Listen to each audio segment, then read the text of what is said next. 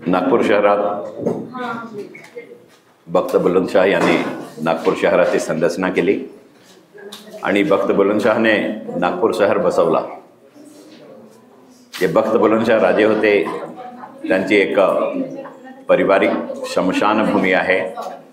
त्या शमशानभूमीवर काही मुस्लिम समाजांचे समाजसेवकांनी ती जागा वक्फ बोर्डला देण्यात यावी आणि ही समाधी वक्फ बोर्डला देण्यात यावी अशी विनंती केलेली आहे। त्यांनी ही सर्व SLR कडे अपील केली होती। 2024 मध्ये त्यांची अपील रिजेक्ट झाली आणि अपील रिजेक्ट झाल्यानंतर पुन्हा त्यांनी एक नवीन अपील सादर केलेली आहे।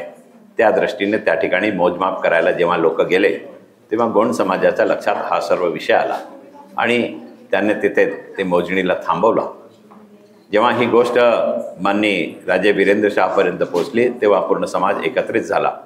कलेक्टरला याने निवेदन केला आणि सध्या जे त्याने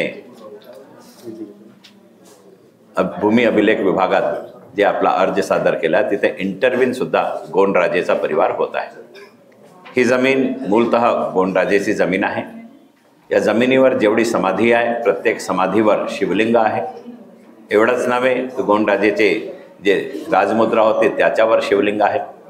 मुस्लिम वर्ग अनावधानाने लोकांमध्ये हे इस्टॅब्लिश करत आहे की गोंडराजे हे मुसलमान होते, ते पहिले मुस्लिम होते, म्हणून ही जागा मुसलमान समाजाला मिळाली पाहिजे। गोंडराजाचे सिक्केमध्ये शिवलिंग असणं, समाधीमध्ये शिवलिंग असणं, याशिवाय जे ब्रिटिश दस्तावेज आहे, ब्रिटिश अभिलेख आहे, या अभिलेखमध्ये सुद्धा गोंडराजेची समाधी असा दर्ज असणं 72 नंबरवर हा इस्टॅब्लिश करते की 1912चा डॉक्युमेंट जर हा सांगत आहे की ही समाधी गोंडराजांची आहे, हे 72 नंबरवर दर्ज आहे। याचा अर्थ ब्रिटिश कालापासून ही गोंडराजाची समाधी आहे। पण हे सर्व नाकारता काही समाजकंटक नागपूर शहरात द्वेष पसरवण्याच्या दृष्टीने ही समाधी मुस्लिम समाजाला द्यावी या प्रकारचा कट रचत आहे। ही महानगरपालिकाची हेरिटेजची यादी आहे। या हेरिटेजची यादीमध्ये सुद्धा ही समाधी गोंडराजाची दाखवलेली आहे। याशिवाय रेव्हेन्यू डिपार्टमेंटचे दस्तावेज आहे, त्या दस्तावेजमध्ये सुद्धा ही प्रॉपर्टी आमच्या बाजूला राजे वीरेंद्र शाह बसले आहेत त्यांच्या नावावर दर्ज आहे। 2022 पर्यंत दर्ज आहे। 2022 नंतर ही प्रॉपर्टी NITच्या नावाने दर्ज झाली। हे प्रकरण भूमी अभिलेखला आहे की ही प्रॉपर्टी पुन्हा राजे वीरेंद्र शाहच्या नावाने दर्ज करण्यात यावी।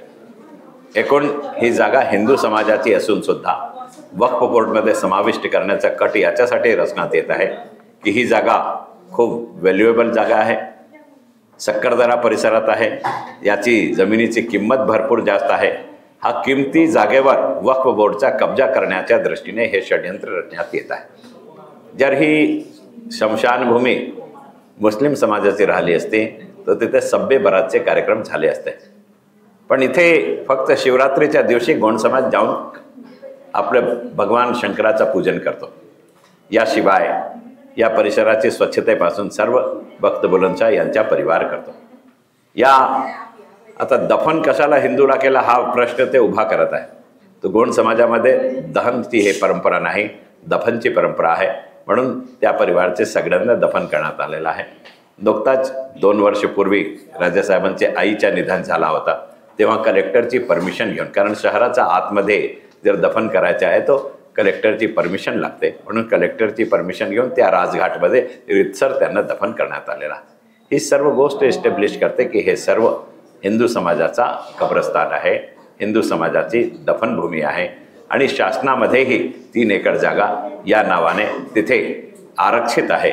या दृष्टीने मुस्लिम समाजाने जे प्रयत्न केलेले आहे ते निरस्त करून त्यांची याचिका ती जागा जशी आहे तशी गोंड समाजाची असायला पाहिजे याच्यासाठी इंटरव्ह्यू राजेसाहेब होत आहे। आपल्या माध्यमातून आम्ही जनतेसमोर सच्चाई आली पाहिजे, म्हणून गोंडराजा मुसलमान नव्हते, गोंडराजा हिंदू होते। समाधीवर शिवलिंग आहे, त्यांचे शिक्केवर शिवलिंग आहे। गोंडराजांनी सौसरमध्ये मोठा शिवलिंग भगवान शंकराचं देऊळ बांधलेला आहे, कारण देवगड त्यांची राजधानी होती।